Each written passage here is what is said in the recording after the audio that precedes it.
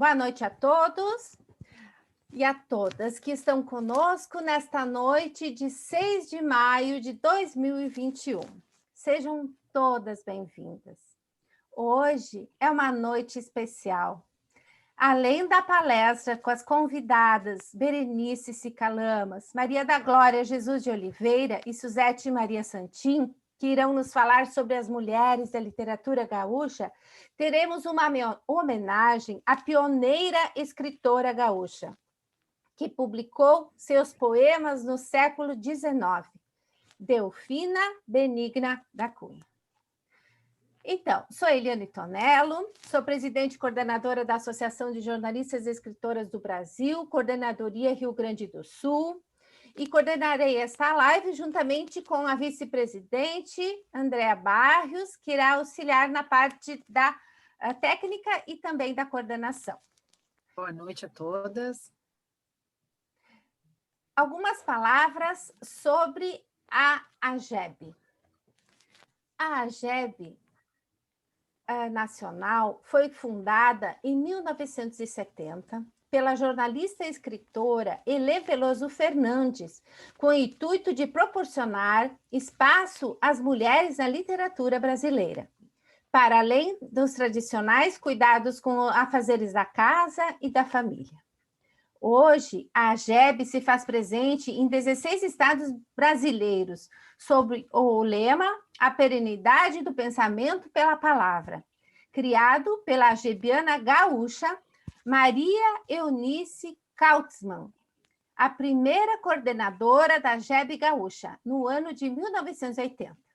Este ano, a Associação de Jornalistas e Escritoras do Brasil, Coordenadoria Rio Grande do Sul, completa 41 anos.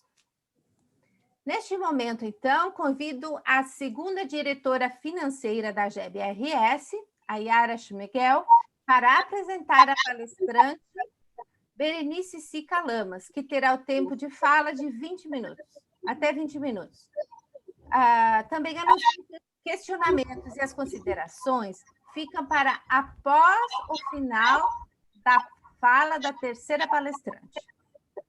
Então, por favor, Yara Schmegel, contigo a palavra. Boa noite. Berenice Sica Lamas, psicóloga do trabalho, consultora em organizações, escritora, poeta, fundadora do Escrivere, espaço de criação literária, onde ministra oficinas, mestre em psicologia social, doutora em letras, professora da Faculdade de Psicologia da PUC Rio Grande do Sul durante 30 anos.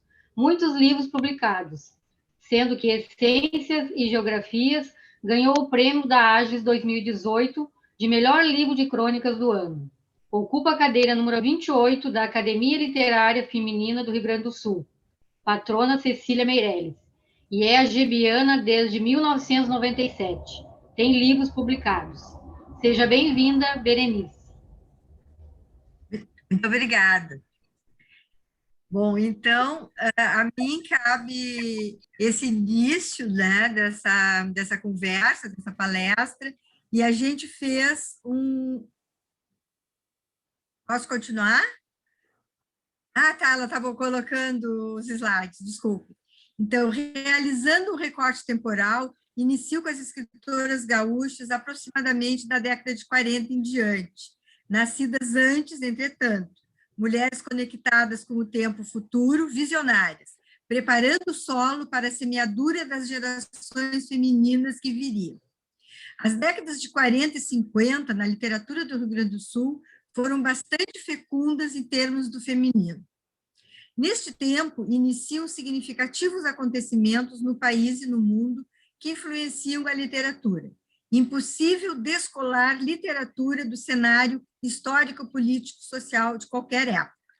Inclusive, nesta, a Segunda Grande Guerra, de 39 a 45. No centro do país, na área das artes, a Semana de Arte Moderna de 22, que revoluciona os estilos e formas, sobretudo na pintura e literatura.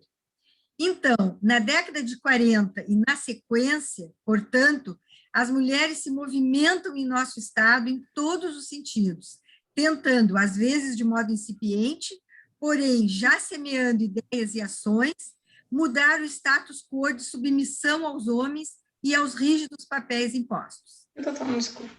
Poetando, palestrando, estudando, buscando profissões de nível superior, viajando, fundando associações femininas e academias literárias, falando outros idiomas, atuando na política, lutando por direitos iguais, liberdade e respeito. Lila Ripoll, poeta, pianista, militante.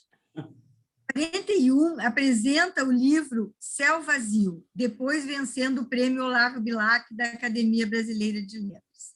Traduz Canto da Camponesa, de Orfila Bardésio, e redobra sua militância política. É homenageada com o título de patrona da cadeira 26 da Academia Literária Feminina do Rio Grande do Sul. Colabora na revista literária Província de São Pedro e no jornal A Tribuna, órgão do Partido Comunista. Em 47, publica o livro Por quê? E o poema Fita Verde, que é um dos seus mais famosos, é incluído na coletânea uruguaia Poesia Brasileira Contemporânea, Crítica e Mitologia. Em 50, se torna candidata a deputada estadual pelo Partido Comunista. E em 51, chega o livro Novos Poemas. Lila Ripoll é o nome feminino gaúcho mais importante desta época na literatura. Na década de 60, os livros Descoberto e Águas Móveis, e é homenageada com um prêmio anual da literatura muito importante, com seu nome, patrocinado pela Assembleia Legislativa do Estado, que muitas aqui conhecem, porque muitas, inclusive, se candidatam ao prêmio, algumas agevianas até premiadas. Ganhou o prêmio Pablo Neruda da Paz. Ana Aurora do Amaral Lisboa, jornalista, teatróloga, professora, contista e poeta, falecida em 51, então já idosa neste tempo. Defende a abolição, a maior instrução para as mulheres e a igualdade de direitos entre homens e mulheres. Então, sim, ela já nasceu, né, no século XIX. Fez parte da Sociedade Feminina Sempre Viva, em Rio Pardo, e do Grêmio Rio Pardense de Letras. Seu livro, Preitos à Liberdade, contém versos revolucionários. A Culpa dos Pais é um drama que escreveu para o teatro. Tina de Araújo Nunes, nascida às vésperas do século XX, foi romancista, novelista, professora, colaboradora do jornal O Corimbo e dos jornais A Reforma e Gaspar Martins. Livro A Enjeitada, Nobreza Antiga, Gramática Portuguesa. Lembremos rapidamente, em parênteses, que a Sociedade Partenon Literária foi fundada em 1868 em Porto Alegre, sendo considerada uma importante associação cultural do Rio Grande do Sul no século XIX. E até hoje, né, temos o Partenon literário bem atuante. Lara de Lemos, poeta, jornalista, tradutora, educadora. Nascida em 25, em Porto Alegre, com Poço das Águas Vivas, Canto Breve, Aura Mara, Amálgama, Palavra Vara, Águas da Memória, Inventário do Medo. Pelos títulos, a gente já vê uma evolução, né? Já pega o modernismo. Em 2002, foi organizado estudo crítico e seleção de seus mais relevantes poemas em uma antologia poética. Lara, como Lila, também sofreu nas prisões da ditadura militar. Ambas foram artistas profundamente politizadas. Lara foi objeto de um dos programas Tons e Letras da Rádio Cultura, do jornalista Luiz Dil, em 2020, no qual muitos de seus poemas foram lidos pela poeta Cristina Macedo. Coautora do Hino da Legalidade, em 61, junto com o Pereio, e foi muito premiada. Prêmio da Poesia Jorge de Lima, Prêmio Nacional de Poesia Menotti Del Picchia e Prêmio Açorianos de Poesia em 95. É nossa contemporânea, né? Mas, enfim, da sua vida. Noemi de Assunção Osório Caringe, nascida em 14, né? Mais velha, então, em Pelotas, com sua obra poética. Vem a público um pouco mais tarde. Alma, em 63, Canto do Amor e O Mar da Minha Vida, na década de 80, e Alma e Poesia, póstuma, em 94. Declamadora, Mimi Caringe, como foi conhecida, pertence à Academia Sul-Brasileira de Letras, fundada em Pelotas em 71. Mais tarde, nomeada patrona da cadeira número 6 da Academia Pelotense de Letras, criada em 99. Heloísa Assunção Nascimento, também pelotense, formada em Direito em 36, professora universitária, foi a primeira professora de Direito do Brasil. Escritora e poeta, publicou Furna Encantada, Harmonia Excelsa, História de Mil Ilusões, Água de Poço, Rio dos Perdões. Faleceu em 2005. Ela teve uma vida mais ou menos longeva. Havia, nesta época, influência forte do simbolismo e do romantismo, gênero do soneto em alta, temáticas da natureza, amor, sofrimento humano. Algumas já com notações de engajamento político e temas sociais, e feministas, até poderíamos dizer, no conteúdo de suas obras. Foram parte do processo de emancipação feminina, embora, na maioria e na possibilidade da pesquisa, mantiveram paralelos os papéis femininos tradicionais. Como muitas de nós hoje ainda. Né? Obrigada. Era isso, então, foi um recorte temporal. Obrigada. Muito obrigada, Berenice. Como é interessante a gente estudar e conhecer, né, as nossas antepassadas e que fizeram história e estão aí para nos auxiliar, enfim. Né? Muito bom. Isso aí. Obrigada. Muito bom. Yara?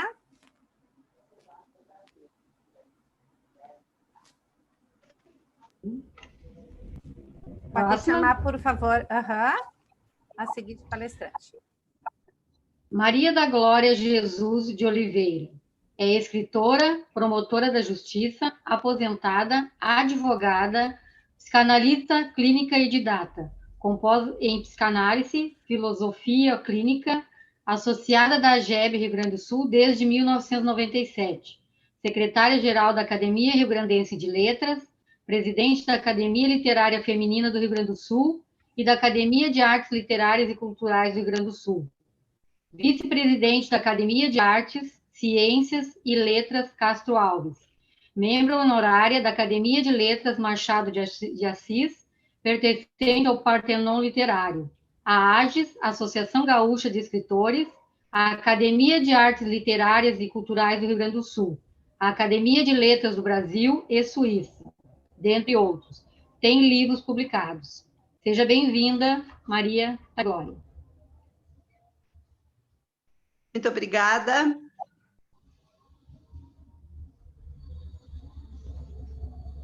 Boa noite a todas. Contigo a palavra, Maria da Glória. Sim, obrigada. Boa noite. Escolhi 3 mulheres da atualidade para falar um pouquinho da vida delas. A primeira é Jane Tutiquian, que nasceu no dia 5 de maio de 1952, portanto, ontem esteve de aniversário. Nasceu em Porto Alegre. Cursou o primário e o ginásio no Instituto de Educação Flores da Cunha, o clássico no Colégio Júlio de Castilhos, a graduação em Letras e mestrado em Literatura na URGS e o pós-doutorado na PUC. É escritora com diversos livros publicados, entre contos adultos e novelas infanto-juvenis. Tem mais de 30 estudos e artigos publicados em periódicos, mais de 30 livros organizados, mais de 70 textos em jornais e revistas, entre outras publicações. Em 1970, foi eleita Miss Porto Alegre e primeira princesa do Rio Grande do Sul. Conta assim sua escolha a Miss Porto Alegre. Saí do colégio, passei por uma banca de jornal e estava escrito: não sei quanto dinheiro para Miss Porto Alegre. E eu, que estava naquela fase de pensar sobre minha independência e tal, e queria sair de casa, fiz as contas e achei que compraria um apartamento se ganhasse o concurso. Peguei o bonde e fui até a empresa promotora do concurso e disse: olha, eu queria concorrer ao Miss Porto Alegre. Eles me perguntaram se eu era sócia de algum clube, e eu disse que não. Eles me responderam: a gente pode te colocar pelo internacional. Aí eu disse: olha, não vai dar. Meu pai já vai ter um infarto quando eu disser que vou concorrer ao Miss Porto Alegre. E se for pelo internacional, vai ser fulminante. Eu saí de lá e foram me buscar na rua, dizendo que tinha chegado o diretor social do Teresópolis. Fui falar com ele. Ele me disse: vai lá no clube, concorre por lá. E se tu ganhares, a gente te dá o título e tu concorres ao Miss Porto Alegre. Isso terminou acontecendo. Mas o que eu não sabia era que aquele dinheiro era um tantinho em dinheiro e um tantão em prêmios. Eu ganhei 60 pares de sapato que não tinha onde colocar, ganhei 10 perucas, tinha peruca loira, ruiva, crespa, lisa. Mas, de qualquer maneira, foi uma experiência bem legal. Ganhei e curti muito o Miss Porto Alegre. Ainda nas palavras dela, tirei o 2º lugar no Miss Rio Grande do Sul, mas tive muito claro que aquilo passava, que não ia ser a minha vida. Em 2010, foi patrona da Feira do Livro de Guaíba. Foi a primeira mulher do século XXI e a 4ª dos 57 anos de história a ser escolhida patrona do livro da Feira do Livro de Porto Alegre, que ocorreu em 28 de outubro a 15 de novembro de 2011. Assim falou: mulheres, cheguei! Isso mesmo, porque estava na hora de termos uma mulher como patrona. Eu sou apenas a 4ª, a primeira deste século. E se a gente pensar que a feira tem 57 anos e apenas 4 mulheres patrona, não tem sentido. Sei que nas primeiras edições, 5 ou 6 primeiras, não havia patronos, mas mesmo assim é muito pouco. Até porque as mulheres têm uma contribuição muito importante para a literatura sul-rio-grandense e brasileira. Porque nós temos grandes escritoras, eu disse: mulheres, cheguei. Foi a patrona do livro em alguns municípios do Rio Grande do Sul, recebeu o título de doutor honoris causa pela URGS, a Humberto Campo, em Roma. É professora universitária e vice-reitora da Universidade Federal do Rio Grande do Sul, coordenadora geral do Salão Virtual da URGS, um evento A Arte de Reinventar Vidas, com estreia em 14 de dezembro de 2020. Ocupa a cadeira de número 39 da Academia Literária Feminina do Rio Grande do Sul e a cadeira número 35 da Academia Rio Grandense de Letras. Portanto, minha confreira 2 vezes. O começo. A escritora começou no Colégio Júlio de Castilhos, diz. Lá fiz um trabalho de aula para a professora Nair Tesser, uma peça de teatro. Quando a peça foi apresentada, eu me mostrei uma fraude como atriz. Esqueci meu texto. Mas quando vi minhas personagens vivas, tive a certeza de que queria escrever. E comecei a procurar jornais e revistas para publicar minhas coisas. Publiquei no Caderno de Sábado, do Correio do Povo, e em outros jornais culturais da época. Tinha 16 ou 17 anos e era Jane Fraga. Em relação ao conto, afirma: o conto exerce sobre mim um fascínio muito grande, porque no conto tudo tem que ter uma função. É como um jogo de xadrez.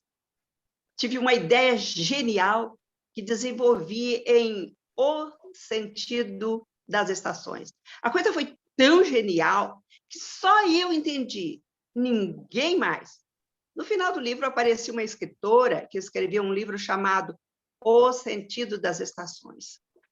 Logo, o livro pertencia a ela e não a mim, mas só eu percebi, e aquilo não deu a unidade que eu perseguia. Livros publicados: Sem Limites, Coisa Viva, Por que Não Agora, Fica Ficando, Entre Mulheres, Olhos Azuis, Corações Vermelhos, Aconteceu Também Comigo, A Rua dos Secretos Amores, O Sentido das Estações, Traição Gerada, A Cor do Azul, entre outros. Prêmios principais: Destaque Revelação Literária, Prêmio Jabuti, finalista da Bienal Nestlé de Literatura, Prêmio Érico Veríssimo, Prêmio Livro do Ano, entre outros. Maria Carpe. Maria Carpe nasceu em Guaporé em 1939. Professora, advogada e defensora pública, estreou na literatura em 1990, aos 50 anos de idade. Seus poemas foram incluídos no livro A Literatura Feminina no Brasil Contemporâneo, de Nelly Coelho, em revistas especializadas. Afirma: sou poeta desde o ventre da minha mãe, mas me disciplinei já madura e só fui publicar com 50 anos. É meu ritmo, mas tudo me motiva. Qualquer assunto da vida, o entorno de mim, os temas universais, eu me apaixono. Uma professora disse que sou uma poeta temática. Eu me apaixono por um núcleo de pensamento e de poesia e desenvolvo esse tema como se fosse uma partitura musical. Assim fiz com A Migalha e a Fome, Os Cantares da Semente. Como bem diz Clarice, renda-se como eu me rendi. Mergulha no que você não conhece como eu mergulhei. Não se preocupe em entender. Viver ultrapassa qualquer entendimento. Foi laureada com 3 açorianos e também com o cobiçado prêmio da Associação Paulista de Críticos de Arte. Além disso, foi incluída em uma antologia organizada por Valmir Ayala, noutra por José Lois Garcia, mais outra preparada por Vitor Oliveira Mateus. E uma quarta estabelecida por Magali Gonçalves, Zélia de Aquino e Zina Bellodi. E também foi transformada em verbete no Dicionário Crítico de Escritoras Brasileiras, de Nelly Novaes Coelho.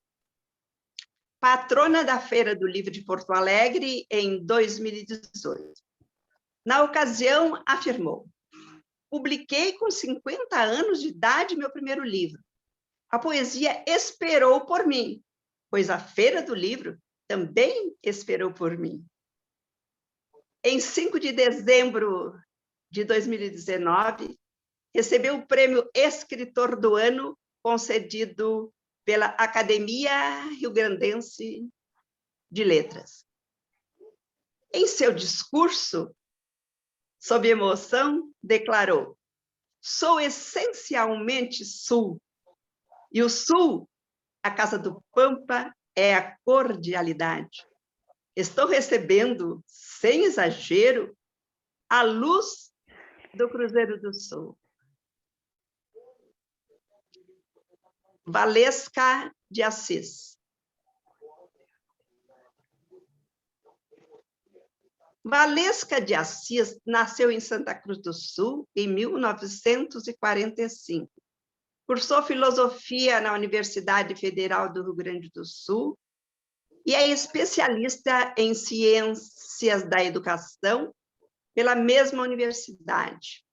Casada com também escritor Luiz Antônio de Assis Brasil, mora em Porto Alegre.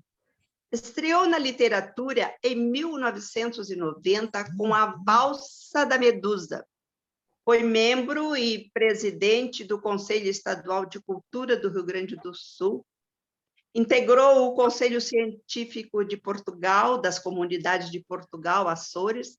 Ministra oficinas literárias regulares e ou intensivas em Porto Alegre, São Paulo, e na CEON, Escrita Criativa Online de Portugal.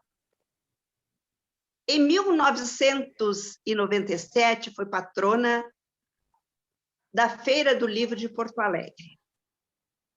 Falando sobre o seu processo de escrita, conta: escrevo narrativas longas, planejo, primeiro tendo tema, faço pesquisas e leio bastante sobre o assunto. Das pesquisas, faço anotações à mão, presinto qual a voz narrativa, descubro o protagonista, faço um esquema muito breve dos capítulos. Em geral, vou para um hotel que tenha refeições e fico ali uns 3 dias sem sair, a não ser para caminhadas matinais. Ali, em tempo integral, elaboro o esquema da novela ou do romance. Isto vai me proporcionar poder escrever sobre diferentes capítulos, sem ordem, pois terei dominado a situação. Leia-se. Tudo isto antes da pandemia. E o que eu escrevo também, digamos, não são livros ideais para se ler comendo torta e tomando chá. Risos. Livros publicados: A Valsa da Medusa, A Colheita dos Dias, O Livro das Generosidade, Harmonia das Esferas, Todos os Meses, Dicionário, Vão Pensar que Estamos Fugindo, Um Dia de Gato, A Ponta do Silêncio, e outros. Tem participado em várias antologias e possui um e-book, Tábua dos Destinos, publicado pela Tertúlia e-books de Portugal. Prêmios: Prêmio Esferas, Prêmio Especial do Júri, Prêmio Livro do Ano da Associação Gaúcha de Escritores, Prêmio O Sul, entre outros. Muito obrigada.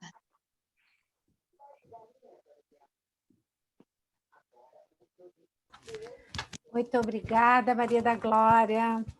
Um agradecimento especial a Berenice e a Maria da Glória, que nos apresentaram um pouco da história do feminino na literatura gaúcha, destacando escritoras referências.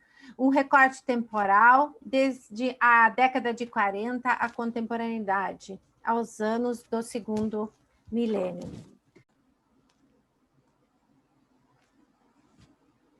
Dando início, então, à homenagem póstuma, é com muita alegria que, a partir deste momento, declaro que a senhora Delfina Benigna da Cunha é a patrona da GEB-RS. Este ato solene será registrado em ata pela nossa secretária Magali de Oliveira. Neste instante, apresentarei um breve resumo sobre a vida e obra de Delfina.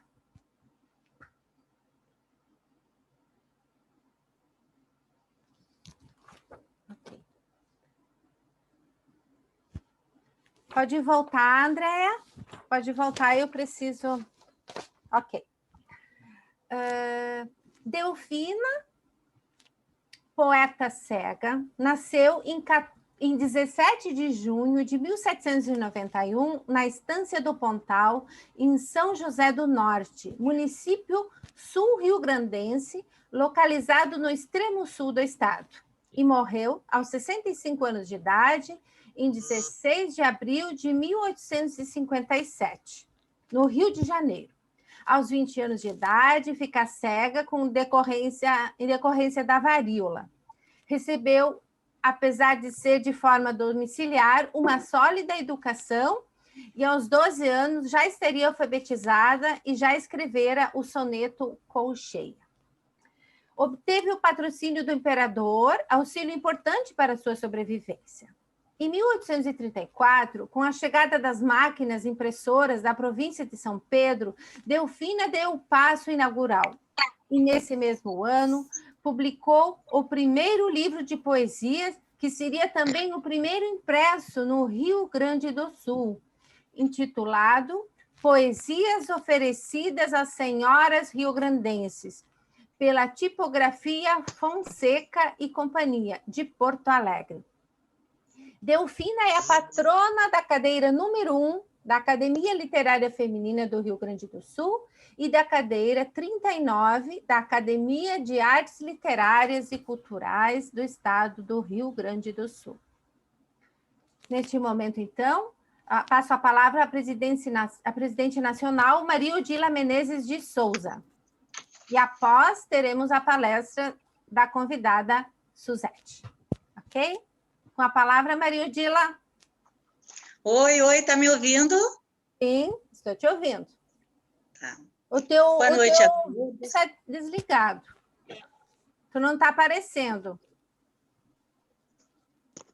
Só um pouquinho.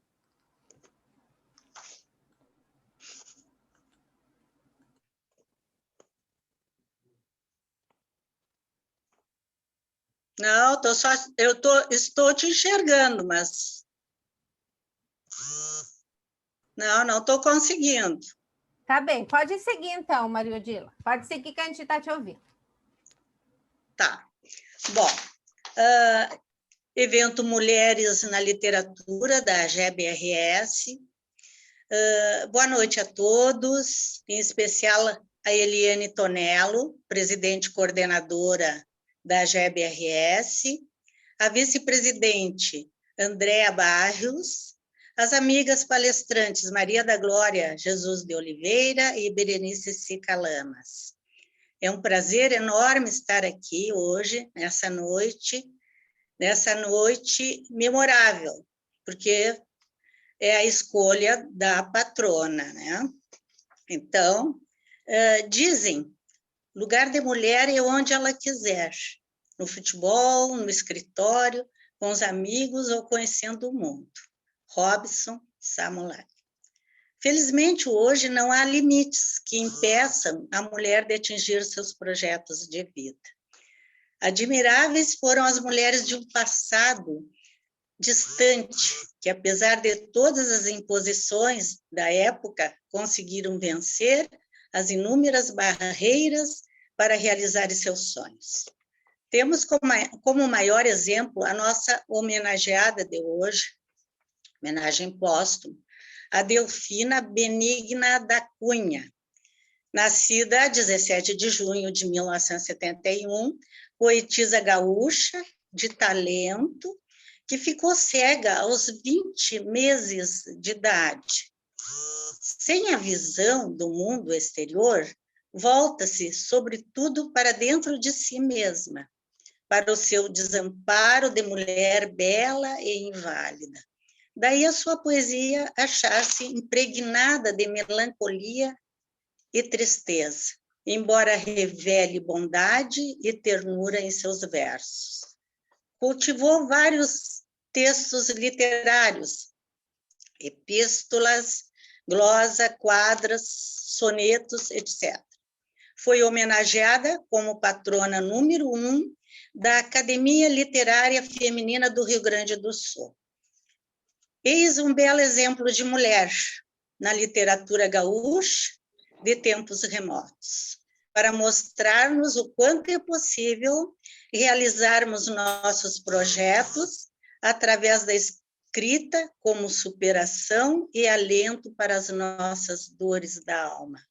Representando a GEB Nacional e como presidente de honra da GEB-RS, agradeço o gentil convite e parabenizo a coordenadoria da GEB-RS por sua presidente Eliane Tonello, pela iniciativa deste evento, que rememora e ressuscita vultos de um passado de lutas e superação de mulheres na literatura. Muito obrigada.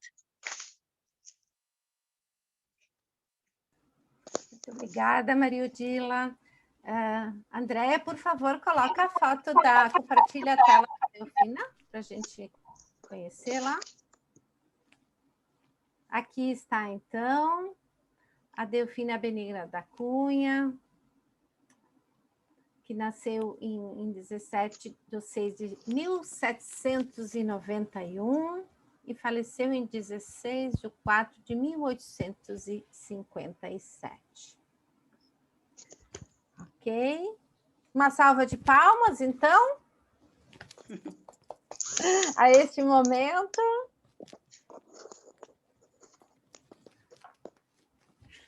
Seguimos, então, com a palavra. Yara, por favor, apresente a palestrante Suzete. Suzete Maria Santin. É doutora em Teoria da Literatura pela PUC, autora da tese Delfina Benigna da Cunha, Recuperação Crítica, Obra Poética e Fixação de Texto. Especialista em Literatura Contemporânea. Docente do ensino superior há 18 anos e professora das redes particular e privada há 28 anos. Atua na formação de professores, instruindo métodos e técnicas de pesquisa. É diretora de avaliação da Faculdade de Camaquã. Diretora-chefe de revisão da revista Diálogo. Foi secretária da Cultura de Camaquã. Sua experiência acadêmica envolve as áreas da literatura, memória e história, abrangendo a literatura de mulheres do século XIX. Não tem livro publicado ainda. Seja bem-vinda, Suzete. Então, agora é hora de eu ligar o instrumento, né? Vamos lá. Gente, é um prazer muito grande estar aqui com vocês, né? Em primeiro lugar, eu quero agradecer a Eliane e o contato da Yara também, né, que me convidaram para esse evento. Eu vou ser bem sincera para vocês que pouco há muito tempo, né, que eu estou fora dos estudos acadêmicos e dessa vida literária e dessa vida de projetos, né, porque passei por alguns momentos difíceis, né? Aos 3 anos eu estou lidando com isso, e então tive que me afastar um pouquinho. E a gente acaba esquecendo, a gente não esquece, mas a gente acaba se acomodando um pouquinho, né? Então, levei um susto quando recebi o convite. Mas vamos lá, né? Vamos ver do que eu me lembro ainda da tese, que eu estou fazendo o mesmo papel que a história da literatura fez com a Delfina durante 60 anos, né? Coloquei-a num esquecimento. Na verdade, coloquei-a num esquecimento porque não tive oportunidade de publicar a minha tese e também por N motivos, não é? E a gente no interior, longe de todas essas facilidades que a gente encontra no meio acadêmico, a gente acaba também ficando, né, desprestigiada e ficando no esquecimento também, né? Nosso trabalho também fica um pouquinho esquecido.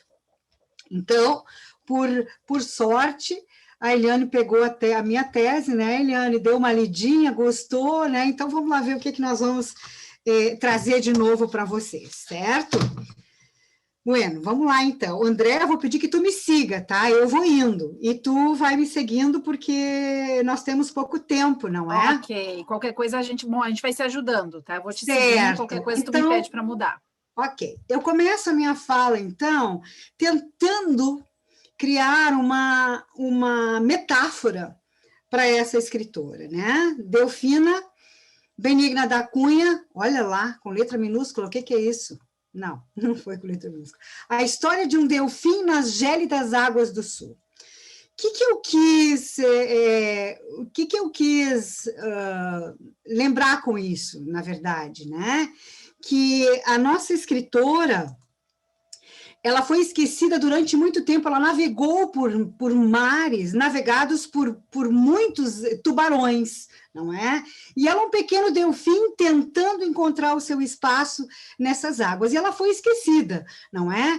E gélidas também, pelo modo frio como ela foi tratada durante a literatura num determinado tempo, né? Tratada pela historiografia literária durante um determinado tempo. Mas foi justamente das águas gélidas do Sul, ou através do nascimento, do surgimento da história literária sul-riograndense e da crítica literária sul-riograndense, que ela renasce. Depois de 60 anos no esquecimento, ela vai renascer, e vai renascer sob um outro viés, sob uma outra perspectiva, embora também ainda muito frágil, ainda muito superficial, mas ela vai ter um outro tipo de reconhecimento, né? Então, não vou me ater nos detalhes da sua bibliografia, porque isso já foi dito, né? Eu acho que é importante a gente começar falando do século, ou do tempo em que essa autora está contida, não é? Século XIX. Século XIX diz muita coisa, né?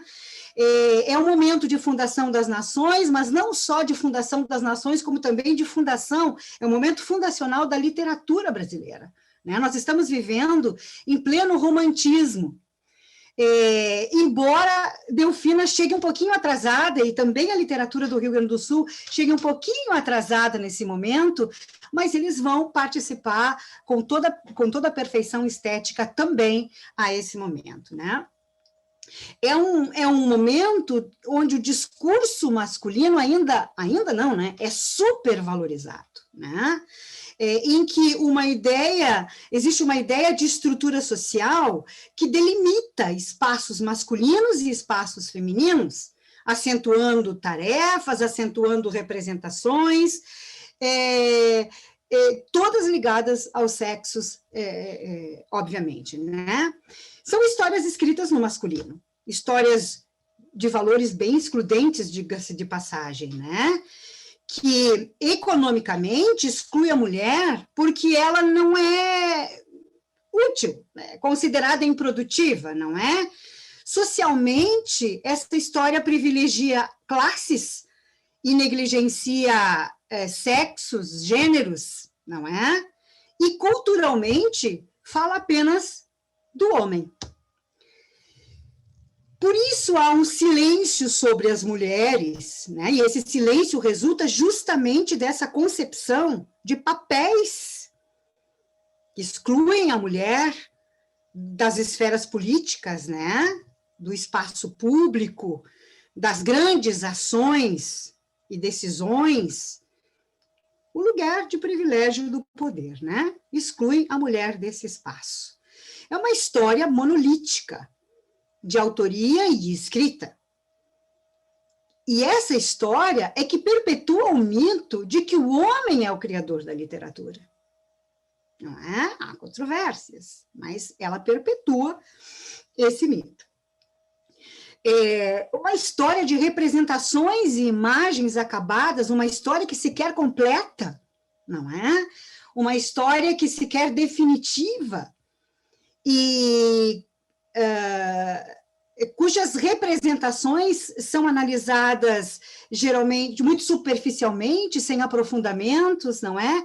E perdem o seu real valor, acabam perdendo o seu real valor ou são esquecidas né? Ou são lembradas porque fazem parte, são um documento, tornam-se um documento histórico, como, na verdade, muitos atribuem, não é? A Delfina, que ela passa a ser um documento histórico para a literatura gaúcha, por ter sido a primeira escritora a escrever um livro, né, no Rio Grande do Sul. Mas é a mesma literatura que fixa cânones, né? E essa literatura que fixou o cânone, essa historiografia que fixou os cânones, não é? Ela minimizou a produção feminina. Minimizou demais, não é? A produção feminina do século XIX. Por que eu estou dizendo isso? Porque antes de fazer a tese sobre a Delfina, eu tinha 32 poetisas gaúchas do século XIX nas minhas mãos. Eu fiz uma pesquisa durante um ano inteirinho, né, percorri todas as histórias da literatura, as antologias, os dicionários, etc., e tal, as revistas literárias, os jornais literários, enfim, né, fiz uma pesquisa bastante exaustiva e encontrei lá 32 nomes da literatura que atuavam nessa época também, um pouquinho posteriormente a Delfina, né, mas não tive fôlego, nem tempo, nem dinheiro para fazer essa pesquisa tão monstruosa, né? E me detive só na Delfina, então. Então, eu digo isso, né, que elas foram ignoradas ou minimizadas porque muitas aparecem apenas como verbetes, e deu, né? Para serem lembradas historicamente. Bom, e qual é o papel da Delfina nessa história, então? A gente sabe que ela tem um papel muito importante, justamente porque é ela que inaugura o Preálogo Gaúcho com a publicação da obra Poesias Oferecidas às Senhoras Rio-Grandenses, né? E ela passa a constituir, então, o sistema literário do Rio Grande do Sul, que é aquele sistema que é constituído por autor, obra, público, não é? Então, mais do que isso, eu diria que Delfina representa as conquistas femininas no espaço cultural brasileiro. Essa é a importância de Delfina, não é? Então, se é histórico, não é histórico, as leituras, as visões sobre ela é que vão dizer, não é? Que vão determinar isso. Só que é uma obra muito pouco lida, né? Então, o que essa história diz? Fazendo a recuperação da história, né, de toda a crítica existente sobre Delfina, é importante saber o que essa história diz, essa historiografia diz, né?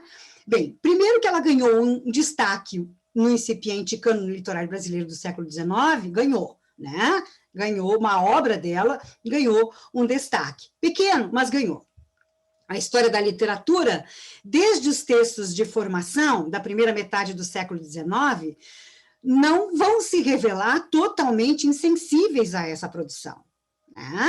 Então, as antologias, todas as antologias, porque nesse momento ainda não existia historiografia literária, né?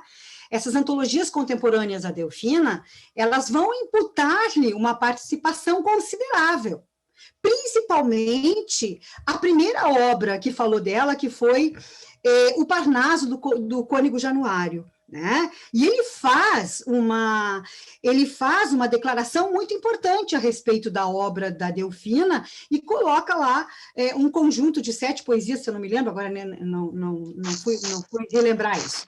Coloca um conjunto de 7 poesias, pelo menos mais poesias do que o resto da história depois, né, publicou nos seus compêndios, né? Então, o maior problema que aconteceu depois do século XIX foi o início do século XX, né? Os primeiros 50, 60 anos da historiografia literária no Brasil esqueceram a Delfina, simplesmente silenciaram sobre a poeta, né? Ela vai renascer depois, lá em meados do século XX, a partir do esforço de alguns historiadores gaúchos, como Guilhermino César, Donaldo Scheller, Rita Terezinha Schmidt e Carlos Alexandre Baumgarten, principalmente, né? Trata-se de uma perspectiva inovadora? Sim, trata-se de uma perspectiva inovadora, deslumbra, inclusive, outros vieses da obra da Delfina. Contudo, também algumas delas, que eu não citei aqui, são muito repetitivas e ratificam tudo aquilo que foi dito lá ainda no século XIX sobre a autora, sem nenhum esforço de análise à sua obra, né? Considerando sempre uma, duas ou três poesias no máximo, e sempre as mesmas, né? Então, é somente após o surgimento da literatura, da historiografia literária no Rio Grande do Sul e da crítica sulina, que ela vai sair do silêncio deixado pelas histórias da literatura brasileira, né? Então, em outras palavras, o que diz essa história a respeito dessas poesias que são analisadas, né? Que o conteúdo veiculado por esses estudos, né, sobre a autora, que constam nas obras consultadas, é sempre a vida de infortúnios, iniciados aos 20 meses de idade, momento em que ela ficou cega por ter contraído a varíola, né? E também uma obra que corresponde à experiência de mulher deficiente visual, órfã, desprovida, né, completamente desprovida e desprotegida, né, que precisou da proteção do imperador para fazer a sua poesia e sobreviver.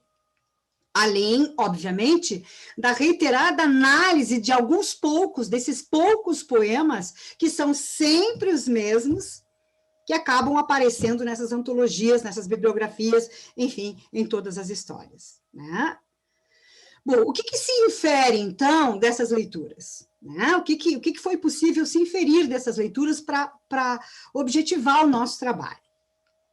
Que, apesar dela ter vivido no início do século, quando as histórias ainda nem existiam, né, e eram projetadas em resumos e antologias, ela recebeu uma importância que foi devida dentro de um contexto também ainda muito incipiente em termos literários, né? A ajuda do imperador, isso também dá para a gente entender muito bem, não é?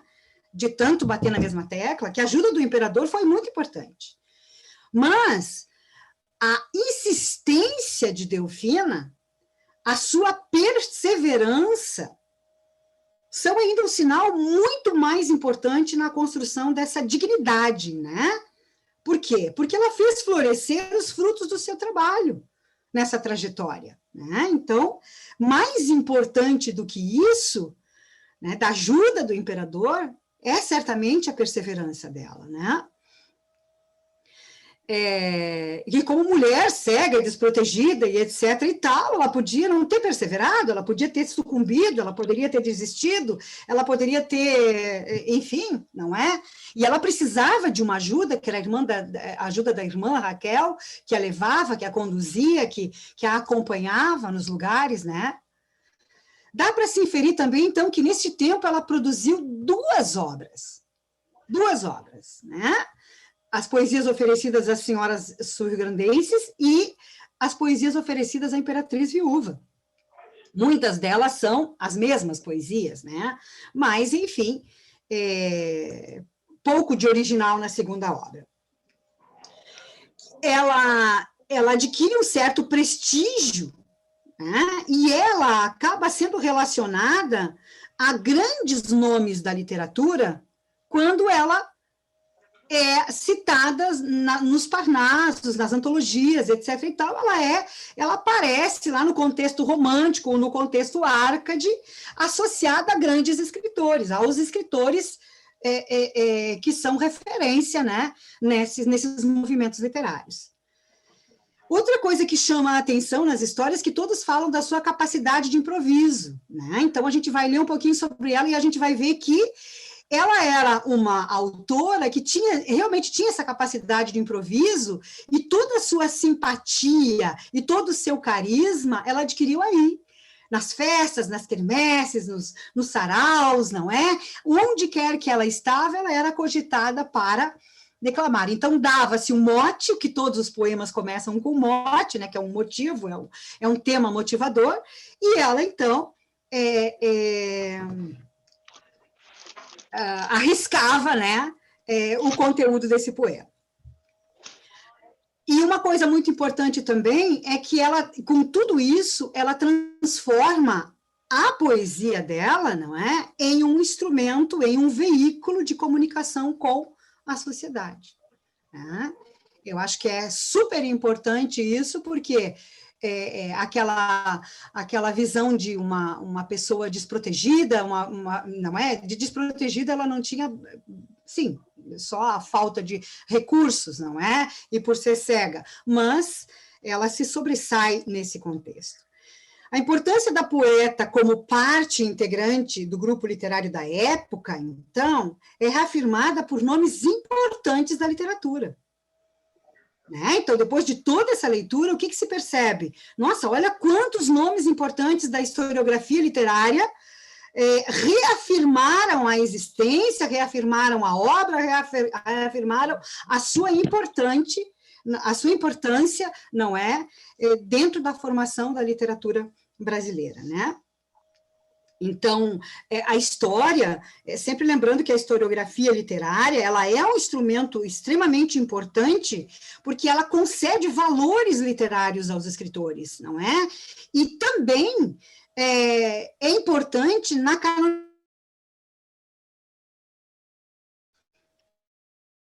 só pelo fato de ela ter sido referenciada, ou, enfim, por alguns dos mais importantes, né? Isso já é um ponto positivo, né? Infere-se ainda, dá para se inferir ainda sobre a popularidade. Delfina se tornou uma mulher muito popular, né? Tanto no nome quanto na obra, né? Que viveram ou conviveram no imaginário dos leitores durante muito tempo, né? E eu acho que isso é o bastante para denunciar esse privilégio alcançado pela autora, né? Nesse cenário fundacional da literatura e da história da literatura também, né? Ela faz parte do cânone do século XIX. Né? E a responsabilidade por essa canonização, e isso é importante, é atribuída muito menos pela qualidade estética da sua obra e muito mais por fatores históricos e circunstanciais.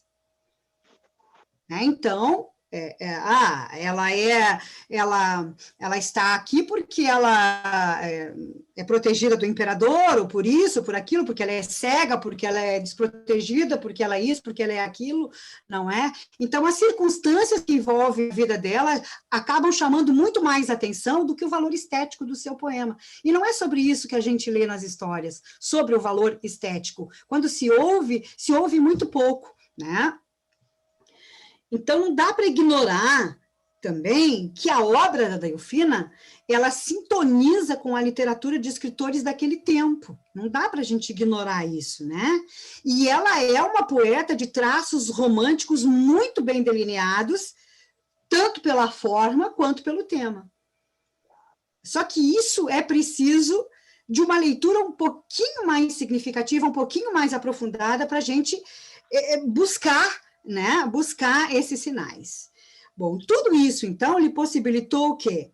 Lhe possibilitou ser acolhida, lhe possibilitou permanecer no tempo, né? Mesmo que ela tenha sido esquecida, sua permanência ficou em stand-by, né? Então, qual é a conclusão que se chega? Se chega à conclusão de que o reconhecimento dessa poeta é dúbio, no sentido de que as referências às circunstâncias de vida da autora, muitas vezes, são mais expressivas do que a sua obra. Então, vamos parar para pensar um pouquinho, mas como assim, né? Ela vai se tornar uma referência, vai se tornar um cânone só pelo que ela era e não pelo que a sua obra é? Muito bem. Então, a forma como os elogios à sua produção são expostos é sempre acompanhada ou introduzida pelos pesares da sua existência e corresponde ao correspondente estilo queixoso e egocêntrico, né? Na verdade, não se trata de um estilo queixoso e egocêntrico, foi assim que ela foi classificada, Na verdade, o estilo dela é um outro estilo, e a gente vai ver isso depois, então. Mas, para isso, foi preciso estudar sua poesia, para definir que estilo é o seu, né? Mas não é um estilo queixoso e egocêntrico, com certeza. Então, as poesias que surgem sempre reiteradas nessas histórias são duas: 20 vezes a Lua Prateada e uma célebre poesia que ela dirigiu ao general Bento Gonçalves. Tá? E eu passo a ler, então, 20 vezes a Lua Prateada. 20 vezes a lua prateada, inteiro rosto seu mostrado havia, quando o terrível mal que já sofria me tornou para sempre desgraçada. De ver o céu e o sol sendo privada, cresceu a par de mim a mágoa ímpia. Desde então, a mortal melancolia se viu em meu semblante debuxada. Sensível coração deu-me a ternura, e a fortuna cruel, sempre comigo, me negou toda sorte de aventura. Nem sequer um prazer breve consigo.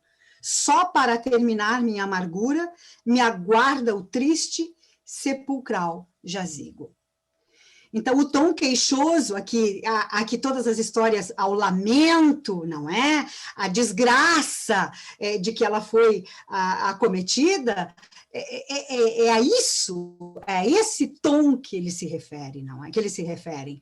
Contudo, aqui nunca se falou na musicalidade que tem esse poema, no metro, na métrica, não é? Nos metros, no esquema de rimas, na perfeição de forma, né, clássica, ok, né, tem uma influência clássica, a gente sabe que tem uma influência clássica muito grande, mas nada com referência a outro tipo de estilo, não é? Sempre muito preocupada, uma definição sempre muito preocupada nesse tom queixoso e lúgubre da sua existência, né?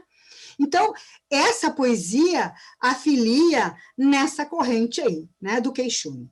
E essa outra poesia, então, dirigida ao general Bento Gonçalves, é aquela que leva uma crítica sempre à poetisa, porque ela é monarquista, né, e ela é declaradamente monarquista, não é? Então, isso também é um incômodo para muitos republicanos que fazem parte aí da historiografia literária. Então, vamos à poesia que ela escreve para o general Bento. Eu peguei um trechinho só, não peguei toda a poesia, porque senão ia demorar muito. Maldição te seja dada, Bento infeliz desvairado, no Brasil e em toda parte seja teu nome odiado.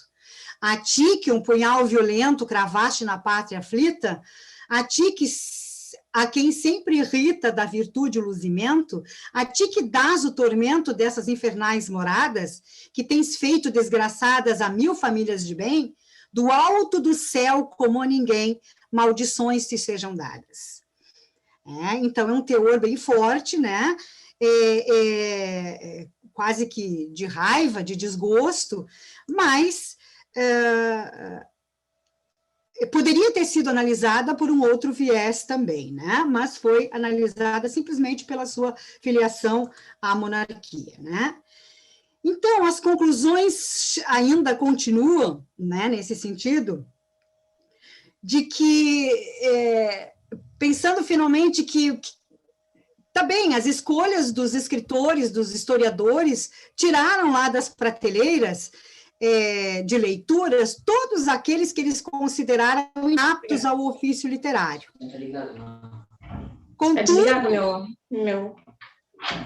Contudo, uma história, ela não se faz somente com presenças, não é? E é justamente nesse silêncio que a gente vai em busca, então, da história de Delfina. É preciso recuperar essa história, é preciso recuperar essa obra para entendê-la de uma outra forma, né? Para entendê-la, pelo menos.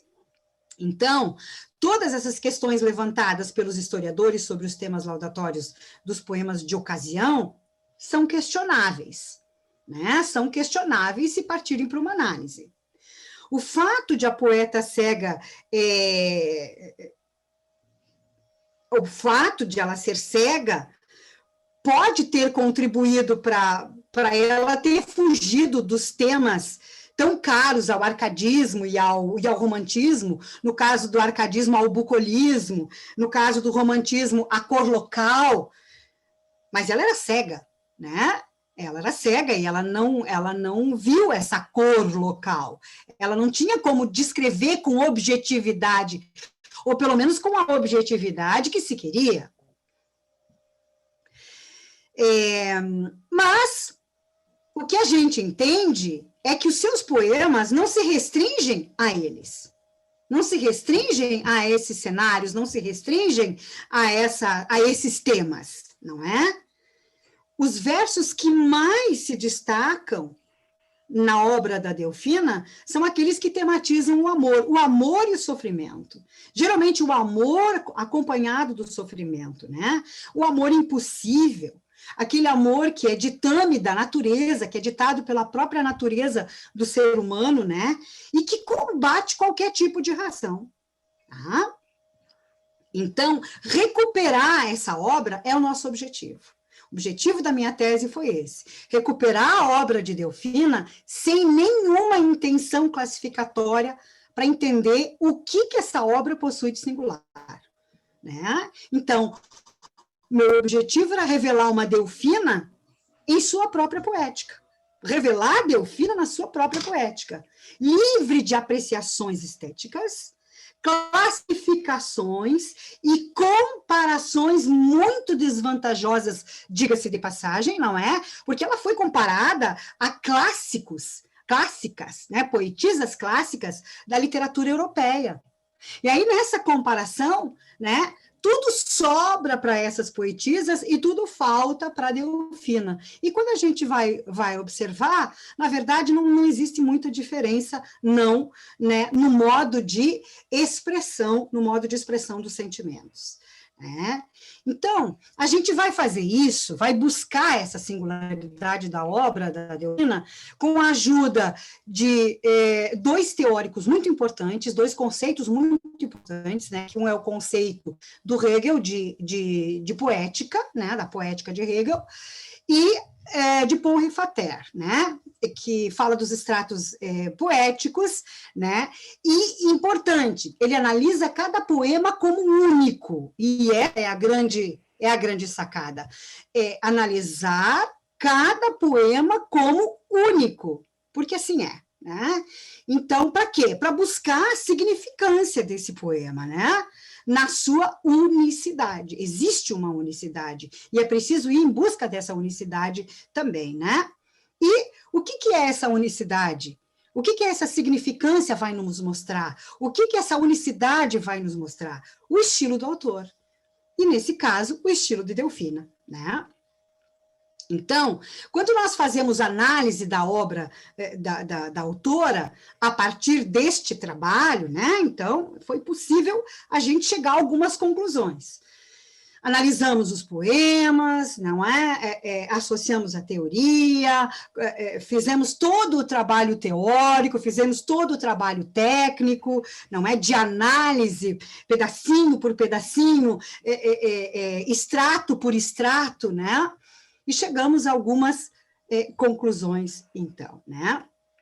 Primeiro, que a poesia é essencialmente lírica, aos moldes do que diz Hegel, né? Então, a poesia da Delfina é essencialmente lírica e abarca uma temática recorrente como na maioria das obras românticas desse período, né? Justamente por quê? Justamente por revelar o teor essencial da existência de uma forma muito subjetiva. A subjetividade é a característica primordial do romantismo. E ela faz isso muito bem. Ela revela o teor essencial da existência dessa forma. Né? Ela é uma poetisa de expressão dos sentimentos, de tom confessional e confidencial? É. E isso vai chamar muita atenção na sua poesia. Por quê?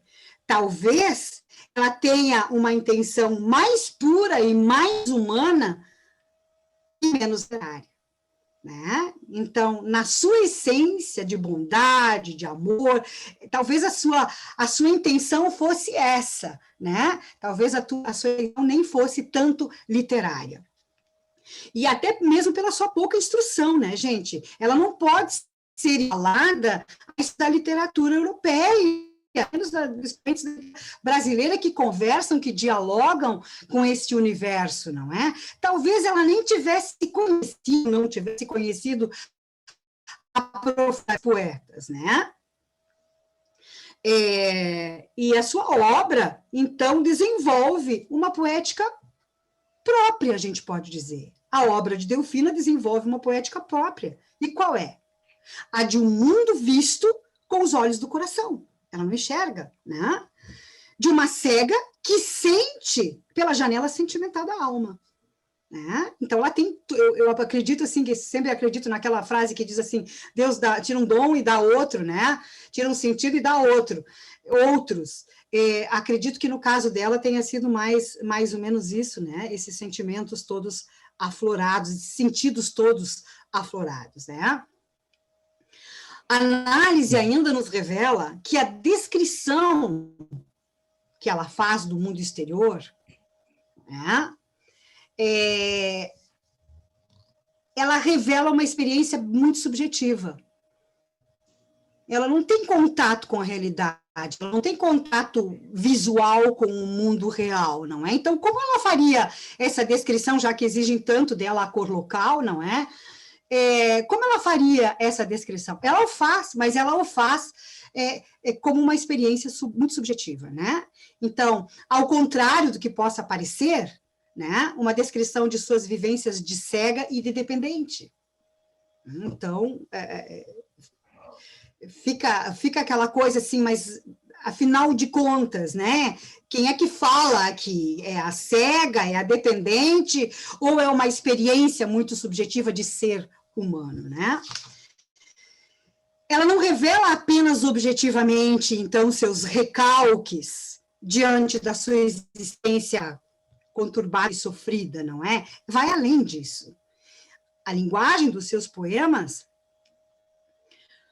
se torna a justa medida dessas emoções, desses sentimentos, desses dramas, dessas paixões, né?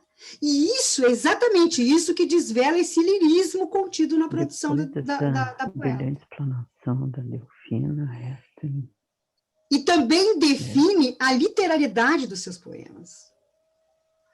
Então, nós já começamos a perceber que existe um estilo, que existe uma estética, que existe uma associação dessa poeta, não é? Que dialoga a seu modo com o tempo em que ela está inserida, né? E com o movimento em que ela se insere, que é o romantismo. Então, a essencialidade lírica revelada por esse conjunto da obra de Delfina, ela vai se encontrar com aquilo que diz Hegel sobre o lirismo, né? Que o lirismo se restringe à individualidade do homem, a situações e objetos particulares, a maneiras como a alma, com seus juízos subjetivos, alegrias, admirações, dores, sensações, toma consciência de si mesmo no âmago de todo esse conteúdo, né? Então, a gente percebe esse caráter muito reforçado na Delfina, né? Justamente pela singularidade, pelo estilo dos seus poemas, que advém desse aspecto da obra, da unicidade, né? Que é o que nós procuramos delinear a partir dessa análise, então. E essa unicidade da obra está no seu lirismo, na sua singularidade, né? Resulta em lirismo também toda a variedade poética. Ela escreve muitos tipos de poemas diferentes, elegias, écolas, sonetos, né? Então, a sua poesia também representa aquele caráter muito particular, individual, que também é preceituado por Hegel. ligado a todos os assuntos da vida social. Claro, adaptado às formas da imaginação e da intuição, né?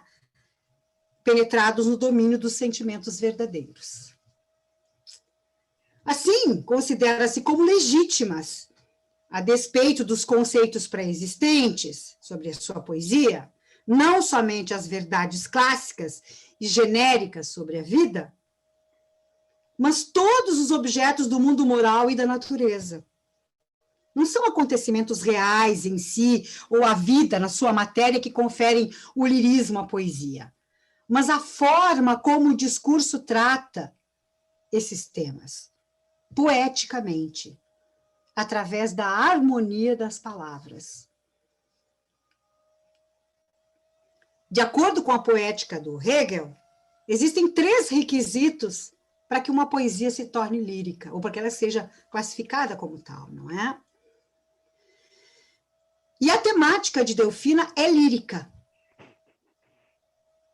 Não a concebe racionalmente, isso já foi dito, no sentido de descrevê-la com a precisão dos objetos sensíveis de quem vê, né? Segundo, é articulado no mundo do imaginário. A poesia de Delfina é articulada no mundo do imaginário, livre de particularidades e de qualquer outro acidente. Satisfaz também as condições de todas as criações artísticas, com um fim em si mesmo. Mesmo que possa existir uma ligação com a realidade, isso não é proibido, ela eleva-se, perde a vulgaridade no todo orgânico da obra imaginativa.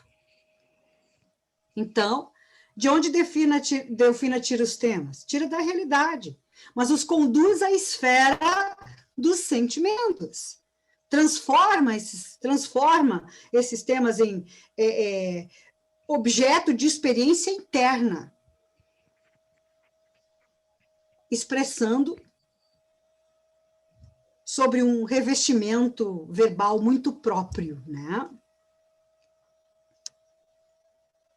Assim, sem excluir as circunstâncias externas, liberta-se do propriamente dito e representa a si mesma, por uma necessidade interior que a leva a expressar poeticamente aquilo que desenrola na sua alma, no seu pensamento. É importante salientar ainda que Delfina também desenvolve, eu tinha começado a falar e acabei não terminando, que ela também desenvolve outros aspectos essenciais e artísticos, né, da poesia, justamente pela variedade composicional que ela tem, né? E quanto a esta forma, a sua poesia também se revela lírica, já que ela comporta uma grande variedade de metros e de estruturas internas, que acompanham todo o seu movimento interior de pensamentos, não é? Revelados através aí da melodia e da harmonia, como eu já falei. Então, um pouquinho da sua poesia agora. Então, essas são as conclusões a que nós chegamos, não é? Para podermos ler a poesia da Delfina com muito mais propriedade, com muito mais proximidade. Então, vamos ver um pouquinho da poesia dela. Esse é o primeiro poema que ela escreve aos 12 anos de idade. E aí, gostaria que vocês pensassem comigo se uma menina de 12 anos teria a visão de um amor impossível, um amor entre homem e mulher, né, nesse momento da vida. Até Júpiter, Senhor, de tudo quanto há criado, estreitamente é ligado à natureza e amor. Se este Deus tão superior viveu sujeito à paixão, como há de meu coração libertar-se deste mal? Se amor com arma fatal combate a minha razão? Então, a gente vê que é um sentimento puro que a assola, que a abarca, que a possui, não é? E que ela não sabe lidar com esse sentimento, mas ela o possui, não é verdade? É como se ele fosse uma paixão. E aí ela compara esse amor com o amor de Cristo. Se até Cristo, se até Deus esteve, que é tão superior, viveu sujeito à paixão, e a gente sabe das tentações porque ele passou, não é? Então, como é que o meu coração, né, pode se libertar? Aí aqui ela chama deste mal, porque a consome, né? Então, se não há lirismo nesse poema, então, né?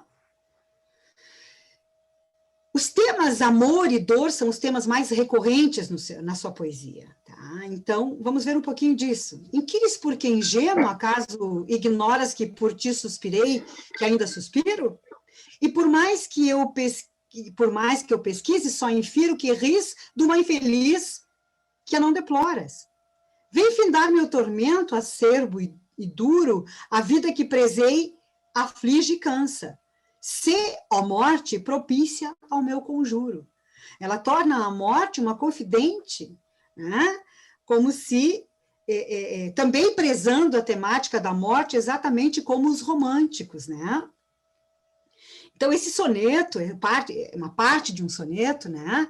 E ela se dirige aqui ao eu humano. O humano seria um anagrama, de repente, de Antônio, né? Um anagrama de um outro nome, né? Por quem, supostamente, ela estaria apaixonada, né? Um provável amante. Por quem ela suspira, por quem ela sofre, né? E isso nos torna possível mensurar a subjetividade do eu poemático aqui, né? Que diante da falta de reciprocidade dos sentimentos, né? Está diante dessa falta de amor impossível, sei lá o que a gente poderia, né,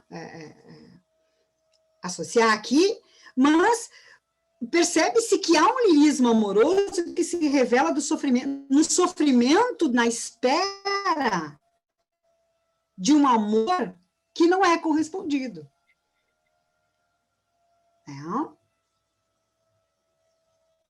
O tom confidencial é uma outra situação muito recorrente na tela, né? Então, a confidência do sujeito lírico à morte, esse sofrimento excessivo que busca uma solução para uma desilusão amorosa, né? Então, ele não quer ver a sua alma apaixonada viver desgraçada por causa de um sentimento que é tão forte, né? Pelo qual vive chorando, pelo qual vive em pranto, né? Que nem a ausência é capaz de acalmar, nem a ausência para abrandar.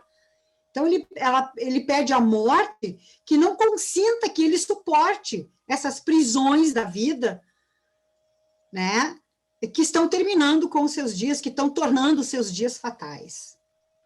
Se o amor excessivo de dia em dia cresce, se a ausência o não desvanece, se com ele em pranto vivo, se encontrar lenitivo, suspira os céus mandando sempre, e não de quando em quando, eu maldigo meu estado, pois por lei do injusto fado, ausente vivo penando.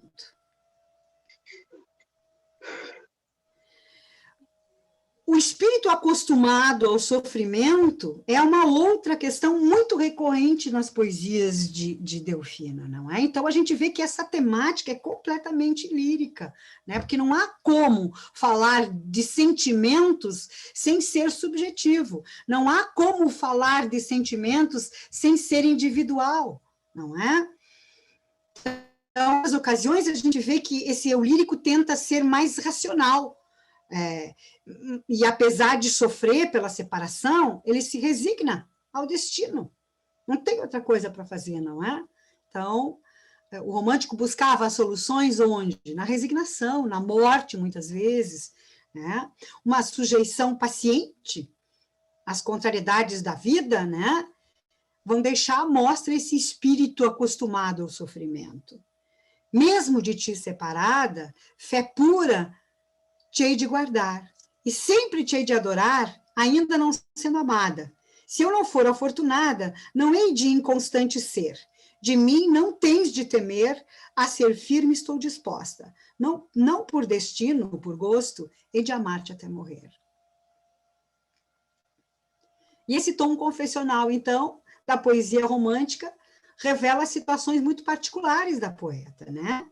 O romantismo do poema, ele se instala justamente nesse drama sentimental do sujeito, né? Diante da impossibilidade de ser feliz ao lado de quem ama, né? E isso será, como eu disse, extensivo a outras obras, a outras composições, né? Que vão percorrer parte significativa da sua obra, né? Ó morte, por que não vens findar meus dias fatais? Ausente vivo pensando, morrendo não penso mais. De que me serve a existência vivendo em contínuo pranto, sem gozar o doce encanto de um puro amor por essência? Se encontro a morte na ausência, tua vida não me convém. Amor só te entretens. Amor só te entretens em me fazer desditosa, findar minha vida penosa. Ó, morte, por que não vens? Então, como se percebe esse sentimento, não é? Parece mais forte, sempre mais razão. E por alguns momentos, ela deseja abrandar seu coração, não é? E percebe na voz do eu poemático, então, a existência de alguma coisa que impede essa concretização do amor, né? E mesmo resignada, ela deseja ser feliz com seu amado, ainda que seja por um instante, ou ainda que seja imaginando, ainda que seja sonhando, ainda que seja idealizando, né? Tornar meu destino brando, ó justos seus piedosos, tenha momentos ditosos, ainda que seja sonhando. Meu bem, sempre em ti pensando, antiga paz não consigo. 1000 vezes aflita, digo, meu bem, meu contentamento. Ainda que seja um momento, quero ser feliz contigo. Muito bem, então, assim, nós conseguimos, no final da nossa tese, comprovar que Delfina justamente se revela pelo seu lirismo, né? Que a sua poesia é essencialmente lírica, que a sua poesia tem aquela unicidade que nós buscávamos, pela recorrência temática, pelo seu estilo próprio, né? pela temática que é essencialmente romântica, não é? E um estilo que é absolutamente individual. Então, no final, a gente vai conseguir provar tudo isso, mas com uma análise muito profunda da poesia da escritora Delfina Benigna da Cunha. É isso. Acho que eu não vou me prolongar mais. Teria um monte de poesias ainda e um monte de coisas para dizer, mas vamos ficando por aqui, né? Tá bom. Obrigada, Suzete, que linda. Parabéns pelo trabalho. É uma honra tê-la aqui conosco, nos apresentando com maior profundidade e com uma excelência, né, sobre a vida e obra da Delfina. Quem sabe, né, Suzete, depois tenhamos em mãos um livro para a gente também poder... Quem sabe? Né, poder usufruir é verdade. Essa é uma grande inspiração, uma grande aspiração, né? Vamos ver. Tá bem. Muito obrigada, Suzete. Muito obrigada. Obrigada, queridas. Eu que agradeço mais uma vez pelo convite. Prazer foi nosso. Por gentileza, Andréa Barros, com a palavra, então. Obrigada, Eliane. Suzete, eu queria te fazer 2 perguntas. A primeira é como surgiu, em que momento houve esse encontro com todas essas escritoras, e dentro desse conjunto, então, tu escolheste a Delfina, né? Mas em que momento surgiu a ideia ou a vontade de fazer essa pesquisa sobre a escrita de mulheres, ou da Delfina? Uhum. Então, o meu doutorado, assim como o meu mestrado, foram na linha da história e da memória, né? Então, desde o mestrado, eu me apaixonei pelas escritoras do século XIX. É uma coisa assim, na verdade, pela escrita feminina, né? Quando tinha uma análise para fazer, eu já ia logo escolhendo uma mulher e pronto, e praticamente todos os artigos que eu escrevi foram sobre mulheres, não é? E a minha orientadora, Maria Eunice Moreira, que é dessa linha da história e da memória, Suzete, como tu tem tanta proximidade, como tu gosta tanto, por que tu não faz um trabalho de resgate das autoras do século XIX? Eu disse, eu já havia pensado nisso, mas eu acho que eu não vou ter fôlego, não vou ter tempo, não vou ter pernas, porque eu fiz o meu doutorado trabalhando, né? E não foi nada fácil, né? Não foi absolutamente nada fácil, e morando aqui em Camaquã, onde eu moro. Então, surgiu assim, né? E principalmente de um trabalho que nós fizemos, que foi proposto na cadeira da Maria Eunice, e eu fiz especificamente sobre a Delfina, né? Procurei essa poeta, e não as outras. Gostei do que li, gostei do que pesquisei, não é? E pensei, vou fazer sobre as poetas do século XIX. E comecei a pesquisa, mas comecei a pesquisar, vou fazer e pronto. Quando comecei, eu não imaginei que eu fosse encontrar eu não imaginei que eu fosse encontrar tanta representação nesse momento, fora aquelas mulheres que usavam pseudônimos, porque não podiam ser reconhecidas como homens, não é? Não podiam ser reconhecidas como mulheres, ou não seriam reconhecidas, não é? Então, quando chegou lá na época como é que a gente diz? Me esqueci o termo agora, da qualificação, né? Eu senti que eu não ia ter fôlego, né? E aí, conversando com a minha orientadora, disse, então vamos escolher uma. Eu disse, já escolhi Fina, e pronto, e é sobre ela que eu quero fazer, e pronto, né? Foi assim que surgiu minha vontade. Maravilha, obrigada, Suzete. Uma pergunta bem rápida, assim. Como é que a Delfina chegou até o imperador? Ou o imperador até a Delfina? Há informações... Não temos essas informações. A única informação que nós temos, não é, que era comum o mecenato era muito comum durante esse momento, não é, de formação da literatura nacional.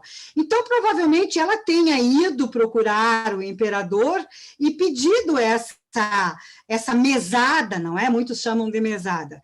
E ela foi, durante muito tempo, ela recebeu uma espécie de bolsa, assim como José de Alencar, assim como outros escritores também recebiam, não é? Essa ajuda para estudarem e para publicarem e para escreverem, né, a literatura brasileira. Muito obrigada, Suzete. Eu te passo a palavra, Eliane.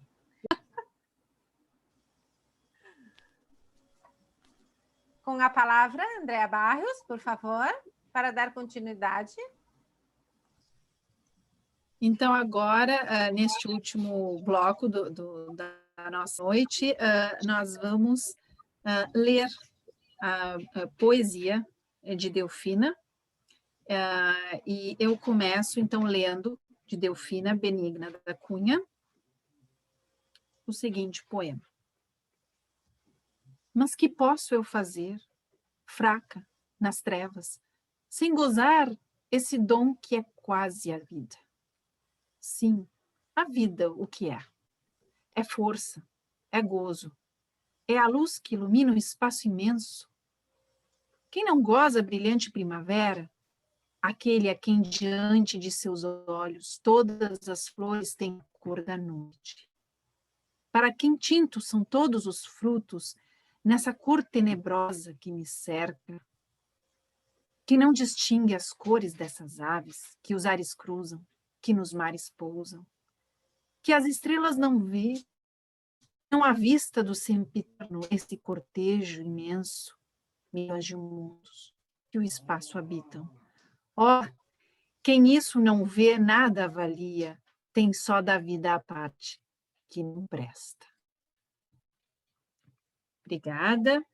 Eu sigo então agora e chamo a Carolina.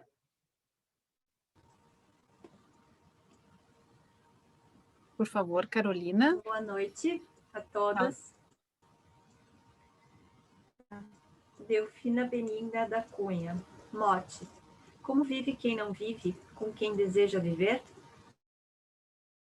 Se acaso algum prazer tive, já me abandonou, mas hoje, vivendo estou, como vive quem não vive.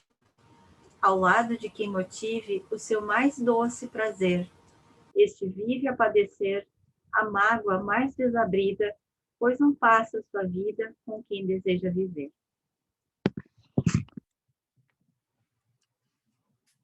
Obrigada, Carolina. Eu passo a palavra, então, à Lia Dauber. Boa noite a todas.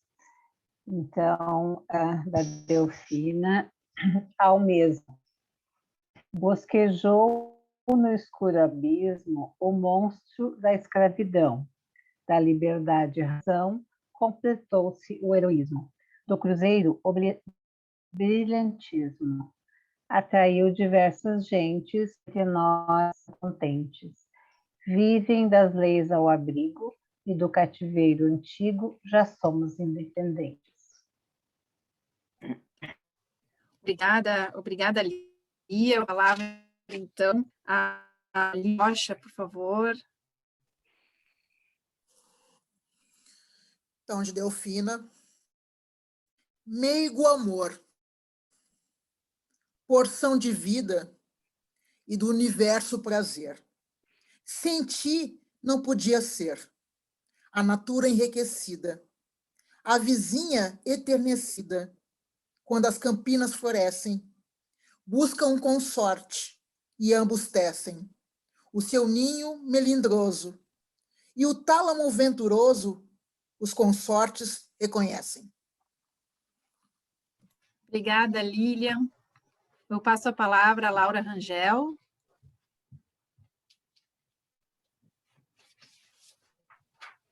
Boa noite. Eu queria fazer uma pergunta para a Suzete, fiquei muito curiosa. Como é que ela escrevia, ou quem escrevia para ela, antes de ler o poema? Informações assim muito incertas, não é? Dizem que quem escrevia para ela era a irmã, a Raquel, que era quem a acompanhava sempre, que também era poetisa. Muito obrigada. Então, me tocou um poema curtinho chamado Mote, e eu tinha lido esse livro aqui, existe na associação, ó, é maravilhoso, esse livro foi editado em 90 e poucos, e tem a história de várias, associadas, ou, como é que se chama? Acadêmicas, né? Patronas e acadêmicas titulares. A Delfina é a primeira da lista aqui nesse livro maravilhoso que tem na academia, aí de vocês, da literária feminina. Mote. Tu vieste animar a minha extinta alegria. Glosa, eu vivia a suspirar por avistar teu semblante. Ao meu peito vacilante, tu vieste animar. Só tu podes dissipar minha dor, minha agonia, tua amável companhia a todos causa prazer. Tu fizeste renascer a minha extinta alegria. Delfina Benigna da Cunha. Muito obrigada, Laura. Passo a palavra à Tônia Vargas.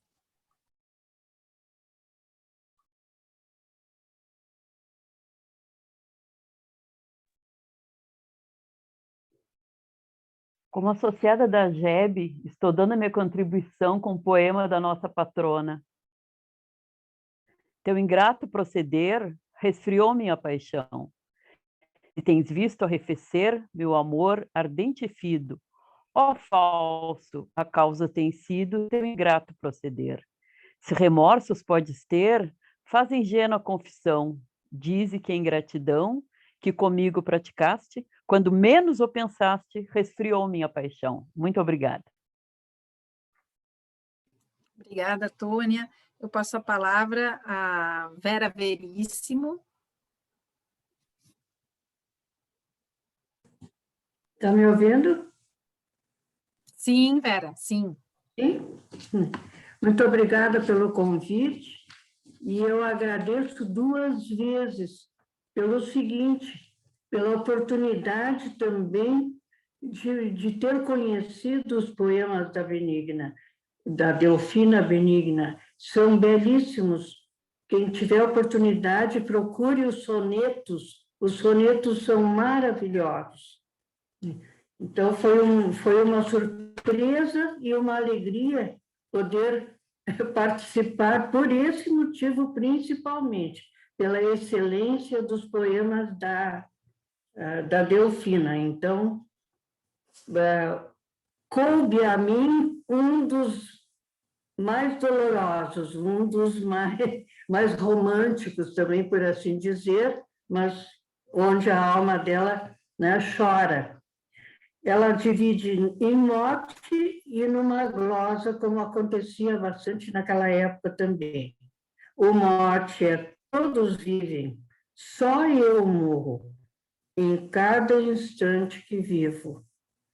A glosa: ó céu, prestai-me socorro, minorai meu desgosto, pois com mais ou menos gosto, todos vivem, só eu morro.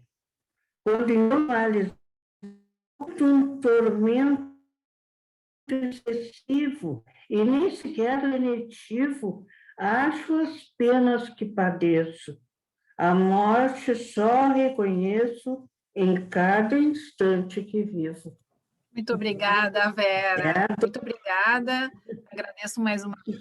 Eu posso fazer um acréscimo? Sim. Eu posso dar um pitaco? Sim. Posso? Eu achei excelente o que a Suzete colocou, e no que eu li, no pouco que eu tinha lido, me chamou a atenção o seguinte: naquela época, as mulheres, as crianças não tinham as escolas formais que nós temos hoje. Então, eles estudavam na sua residência, com a sua família, né? Então, eu creio que a família da Delfina foi fundamental. E o bom é que essa família proveu a Delfina das fontes certas, das fontes boas de literatura. Porque, por mais que ela pudesse buscar como cega, seria muito difícil. Então, eu valorizei muito o papel da família nessa situação da Delfina. Esse é o meu pitaco. Muito obrigada, Vera. Gente. Obrigada, Vera. Muito obrigada a todas pelas leituras. Então, eu passo a palavra de novo à Eliane, que vai anunciar agora. Então, neste momento, eu convido a Gebiana Laura Benites, para declamar o primeiro poema da Delfina, escrito aos 12 anos, intitulado Colcheia. Por favor, Laura. Eu vou dizer de Delfina Benigna da Cunha: dizer-te quanto senti, ai, não posso, caro amante.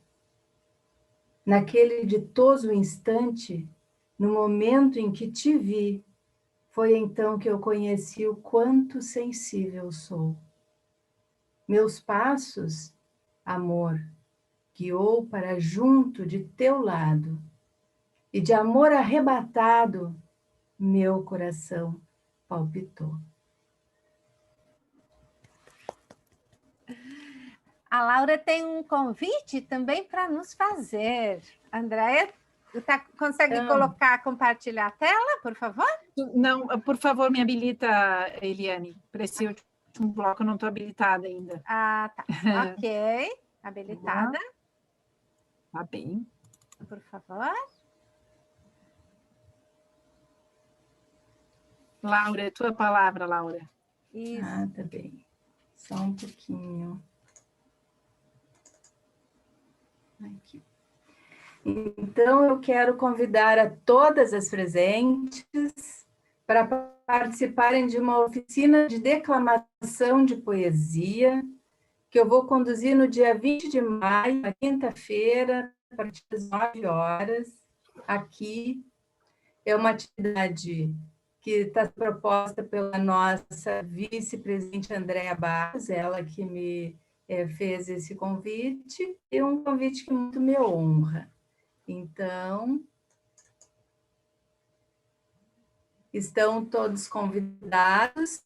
A coordenação da atividade vai ser, então, da Anne Tonello, a quem eu parabenizo pela noite maravilhosa que nós tivemos hoje, junto com a Andréa Barros. Vocês formam uma dupla assim que dá muito certo, né? Fizeram desse evento um momento glamuroso. Eu também agradeço as meninas que fizeram as suas falas, em especial aqui a Suzete, que traz essa fala sobre a nossa patrona, então. Então, estão todos convidados para a oficina de declamação. Obrigada. Obrigada, Laura. Obrigada, Laura. Obrigada, Andréia. E convido a todas, neste momento, para parabenizar a aniversariante do dia, a Isabel Iri Camargo, e a aniversariante de ontem, Berenice Sica Lamas. E também essa homenagem a todas as mães, pela comemoração do Dia das Mães no domingo, e também, além disso, comemorar a nossa vida, o nosso encontro de hoje. Ok? Parabéns para você nesta data querida. Muitas felicidades. Muitos anos de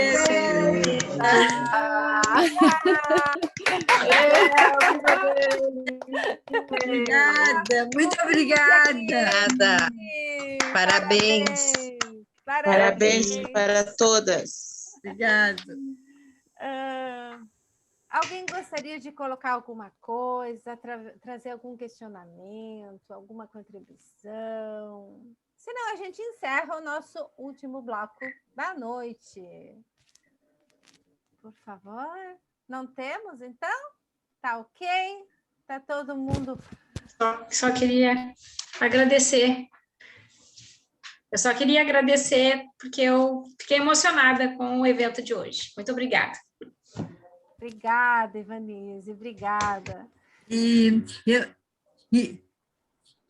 eu também gostaria de dar os parabéns para a Suzete pelo lindo trabalho acadêmico e incentivá-la a transformar em livro, que é muito importante fazer um livro, né, não ficar só nas bibliotecas das faculdades. Muito importante. Suzete, parabéns, muito bonito o teu trabalho. Como a Evanise, eu me emocionei também. Obrigada. Resgatar uma poeta, uma mulher, como foi a Benigna, nascida em 1800. Não, 1700. Eu ia falar no século e me atrapalhei. Isso aí. Parabéns, Suzete. Obrigada, querida. Muito obrigada. Quero só ratificar, já que é minha conterrânea, né? Agradecer, né, Suzete, o convite aí por aceitar esse convite, esse desafio aí. Então, muito obrigada, né? Obrigada a você, imagina só. Obrigada, né, a todos por essa noite. Não sei se, Suzete, você gostaria de falar alguma coisa, a Berenice, as palestrantes, a Maria da Glória, para fechar essa noite maravilhosa? Alguém gostaria de algumas palavras? Só quero dizer assim que como uma estudiosa, né, da literatura feminina, eu fico muito feliz, né, de ver assim que existam grupos ainda tão fortalecidos como o de vocês não é? Que preservam, e não só preservam, mas continuam nesse construto, né? Que é tão importante. Nós não temos aqui no interior, né, Yara? Nós não temos nada disso, então eu sinto uma falta muito grande desse diálogo, desse embate, né, que a gente trava com a temática, mas parabenizo vocês e agradeço assim profundamente, foi muito, muito, muito significativo nesse momento da minha vida, né, poder retornar com a Benigna, né, que foi um trabalho que eu amei tanto fazer, então eu sou muito grata, né, e desejo a vocês assim todo o sucesso do mundo. Muito obrigada, Suzete. Ai, desculpa, Eliane, queria agradecer, que eu vou ter que sair agora. Agradecer muito a Suzete, foi belíssima e fiquei muito entusiasmada com a Benigna, que eu não me lembrava mais dela. Agora vou ler aqui no livro. Obrigada, Laura. Uma introdução muito linda da Marília Beatriz Sibilis Becker, que é uma antiga associada da ALF, né? Ela que fez essa introdução aqui toda sobre a Benigna, muito, muito bem feita, algumas coisas a Suzete falou. Bom, enfim, obrigada, Gebe, obrigada, Eliane, e a todos. Boa noite. Obrigada, Laura. Obrigada. Suzete, já fica o convite. Você é muito bem-vinda à Associação de Jornalistas e Escritoras do Brasil, Coordenadoria Rio Grande do Sul. Já deixo aqui o convite, certo? Está seriamente. Tá bem, muito bem, muito bem. Para a próxima. Queremos obrigada, muito Suzete. Muito obrigada, Suzete, por tudo. Olha, eu aprendi muito hoje. Obrigada. Eu te confesso até que eu nem preparei, assim, não fui ler a Delfina antes, porque eu disse, eu quero me surpreender com a apresentação da Suzete. Claro que eu preparei, né, os slides, tudo isso, claro que sim, mas eu quis deixar que tu me levasses, assim, pelo conhecimento, assim, a partir do teu trabalho. Então, muito obrigada. E eu acho que fica o convite também, né, Suzete? A gente está aguardando o livro, né, de colocar talvez a capa da Benigna como anunciando como a patrona da GEV-RS, né? A gente pode conversar e vamos fazer um trabalho bonito aí. Vamos lá. Eliane, posso fazer uma fala rápida? Pode ser, Magali. Pode.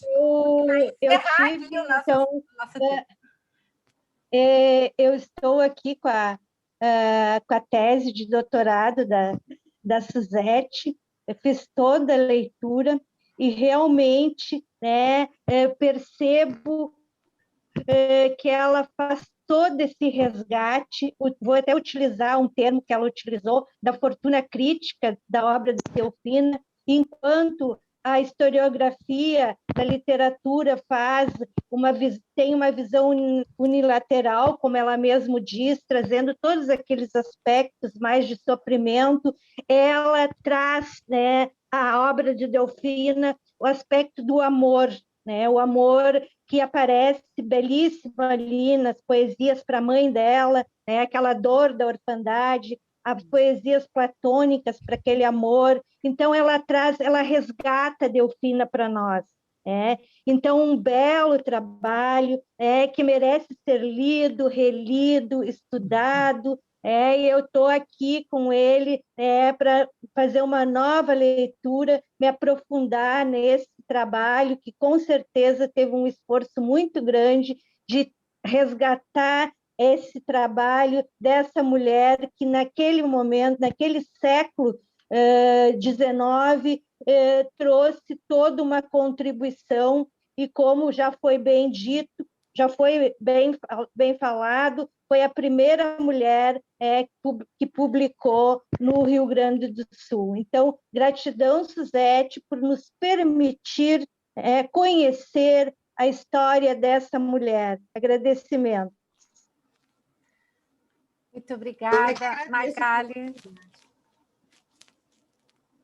Ok. Então, como presidente e coordenadora da GEB-RS, eu quero agradecer a Berenice Sicalamas, a Maria da Glória Jesus de Oliveira, a Suzete Maria Santim, pela noite maravilhosa e pelo presente que a gente recebeu essa noite. Muito obrigada, Suzete, por resgatar a história da Delfina. E você é muito especial para nós essa noite. Gratidão. Então, agradecimento a todos os participantes também que nos acompanharam nessa noite. Então, neste momento, dou por encerrada a reunião do mês de maio da AGEB, sendo, a partir de agora, Delfina Benigna da Cunha, oficialmente, a patrona da AGEB RS.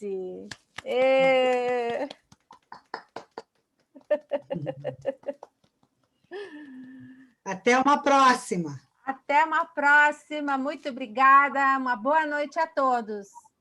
Boa noite, obrigada, parabéns. Obrigada, obrigada.